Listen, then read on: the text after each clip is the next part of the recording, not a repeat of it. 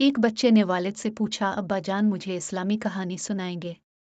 बाप ने कहा, बेटा मैं तुम्हें खूबसूरत कहानी सुनाऊंगा। एक मुसलमान बच्चे ने रसूल अल्लाह सल्लल्लाहु अलैहि वसल्लम से पूछा, मेरे दिल में अल्लाह के बारे में से सवालात हैं, आप मुझे इसके बारे में बताएंगे? अब सल्लल्लाहु अलैहि वसल्लम मुस्कराए और फरमाया, बेटा खुदा एक है, वो हमेशा तुम्हारे साथ और तुमसे मोहब्बत करता, हर रोज़ नमाज पढ़ो और नेक अमाल करो। लेकिन हम कैसे जानते हैं कि खुदा हमारे करीब है? बच्चे ने पूछा। अब सल्लल्लाहु अलैहि वसल्लम ने एक दाना लिया और फरमाया, इस दाने को देखो, खुदा की कुदरत देखो, वो ये दाना बनाता है और हमें रिस्क देता है। बच्चे ने चकोरी की तरफ देखा और बोला, शुक्रिया बाबा, मैं अब खुदा के बारे में बहुत कुछ समझ गया हूँ। बच्चे ने सीखा, खुदा हमेशा हमारे पास है और हमसे प्यार करता है।